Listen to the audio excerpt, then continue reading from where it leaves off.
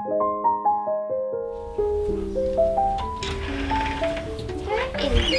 ปีที่แล้วอะค่ะแพรได้โครงการ Work and Holiday ที่ไปอยู่ออสเตรเลียปีหนึ่งตอนแรกก็เศร้ามากคือเหมือนแบบว่าอยู่บ้านติดหมาติดแมวอย่างเงี้ยแล้วคือเราต้องไปอย่างเงี้ยทริปออสเตรเลียแพรได้ไปรถทริปด้วยก็คือเหมือนแบบขับรถแล้วก็นอนไปเรื่อยๆไปเรื่อยๆจากเมลเบิร์นขึ้นไปถึงแคนส์อะค่ะก็รู้สึกว่าเฮ้ยจริงๆนิยามบ้านมันก็เปลี่ยนไปเฮ้ยอย่างเงี้ยคือบ้านมันไม่ใช่รู้สึกว่าบ้านมันเป็นเหมือนความรู้สึกที่เรารู้สึกว่าอุ่นใจกับอะไรสักอย่างบางทีมันเป็นแมวก็ได้อย่างเงี้ยถ้าบ้านไม่มีหมาไม่มีแมวมันก็อาจจะไม่ได้เป็นนิยามบ้านของแพรก็ได้อะไรอย่างเงี้ย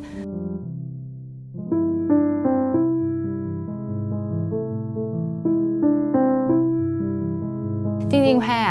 เป็นคนคิดน้อยแล้วก็ชอบทำเลยมันเหมือนแบบบางทีกราฟความอยากทำมันจะพุ่งตอนแรกเรารู้สึกว่าแบบเฮ้ยเราต้องจับกราฟนั้นของเราให้ทันอะไรเงี้ยเราก็คือไปเรียนทำบ้านดินแล้วก็รู้สึกว่าเรามีความคิดที่อยากจะมีสตูของตัวเองอยู่ที่บ้านเหมือนพอลูกค้าเขามาแล้วเราต้องพาเขาเข้าไปในบ้านซึ่งมันเป็นพื้นที่ส่วนตัวของครอบครัวอย่างเงี้ยก็เลยอยากจะมีตรงเนี้ยเอาไว้เป็นที่รับแขกก่อนที่จะไม่ต้องเข้าไปในบ้านอะไรเงี้ยค่ะ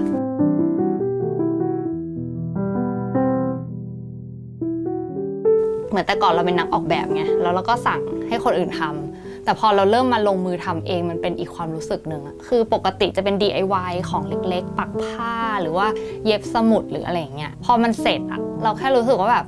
เฮ้ยบ้านทั้งหลังเรายังทำได้เลยรู้สึกค่อนข้างเปิดโลกเราตอนนู้นมากๆค่ะว่าแบบเราก็ทำอะไรก็ได้ที่เราอยากทำพอมันได้บ้านหลังนี้มันรู้สึกแบบเฮ้ยเราไม่ต้องจำกัดแล้วมันไม่ใช่เรียนจบออกแบบมาแล้วคุณก็ออกแบบอย่างเดียวเฮ้ยจะเป็นกรรมกรก็ได้นี่หว่าจะออกแบบบ้านจะทำบ้านก็ได้นี่หว่าอะไรเงี้ยมันชอบความรู้สึกตรงนั้นนะมันรู้สึกดีมากเลย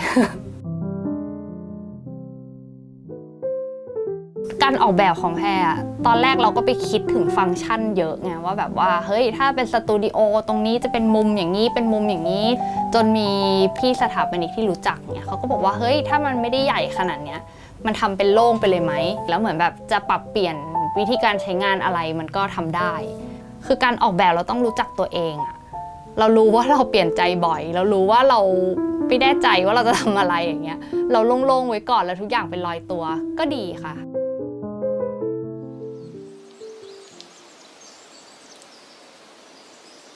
รู้สึกว่าจริงๆแล้วความสนุกของการใช้ชีวิตคือเราได้เรียนรู้สิ่งใหม่ๆเนาะตอนที่ไปเรียนทำบ้านดินอย่างเงี้ยแล้วเราได้ลองทำแล้วเราก็รู้สึกว่าเรารู้จักตัวเองในอีกหลายแง่เลยเราไม่ได้คิดว่าเราได้แต่บ้านแล้วเฮ้ยเราได้รู้จักว่าตัวเราทำได้เว้ยตอนที่ต้องทำใจว่าแบบจะทำหลังนี้เป็น Airbnb นั่งเศร้าแบบน้ำตาจะไหลเลยนะรู้สึกว่าต้องให้คนอื่นมาอยู่ในบ้านเราแต่แค่เรารู้สึกว่าเฮ้ยถ้าเราไม่ยึดติดอะไรถ้ามีคนอยากจะลองอยู่บ้านดินในกรุงเทพมานอนเราก็ให้เขามานอนได้อะไรเงี้ยก็แค่รู้สึกว่าแบบเนี่ยมันคือการเรียนรู้ไปตลอดว่าในแชปเตอร์ใหม่ๆของชีวิตว่าเราจะทำนู่นทำนี่มันก็คือได้เรียนรู้ความรู้สึกตัวเองว่ามันรู้สึกยังไงกับสิ่งที่เราจะทำอะไรเงี้ยมันก็สนุกไปอีกแบบ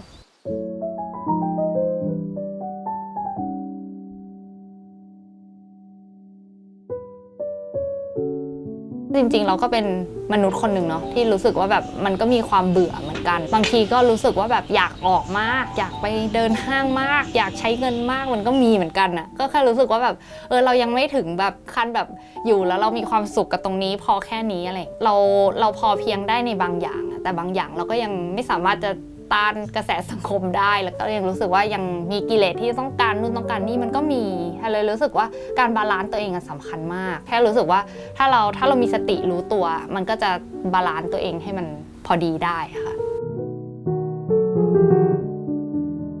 พอเราคิดว่าบ้านมันคือความรู้สึกมันก็จะเบาลงพอเบาลงมันก็เป็นอิสระมากขึ้นคำว่าความอิสระแปลว่ามันสำคัญจริงๆคนเราต้องการความอิสระแหละเราก็เลยต้องพยายามปรับความคิดเราให้มันอิสระให้ได้ด้วยแต่ก่อนก็เป็นคนยึดติดกับบ้านที่เป็นสิ่งก่อสร้างแล้วมันหนักไงพอเริ่มเดินทางแล้วบ้านมันไม่ใช่สิ่งก่อสร้างมันเป็นความรู้สึกมันก็เบาลงแล้วรู้สึกว่าเราได้จูนกับความรู้สึกนั้นยิ่งกับการที่เราได้สร้างบ้านหลังนี้แล้วเราทำเองได้แล้วเรารู้สึกว่าเราอิสระจากความคิดที่เรารู้สึกว่าเราเป็นได้แค่นี้พอเราทำบ้านได้มันก็อิสระอีกแบบนึงจริงๆแล้วความอิสระคือการที่เราต้องเริ่มตั้งคำถามก่อนพอเราเริ่มกลัวอะไรแล้วเราเริ่มก้าวข้ามความกลัวในจุดเล็กๆเล็กๆน้อยๆเองนะแพรก็รู้สึกว่ามันอิสระได้เหมือนกันสวัสดีครับ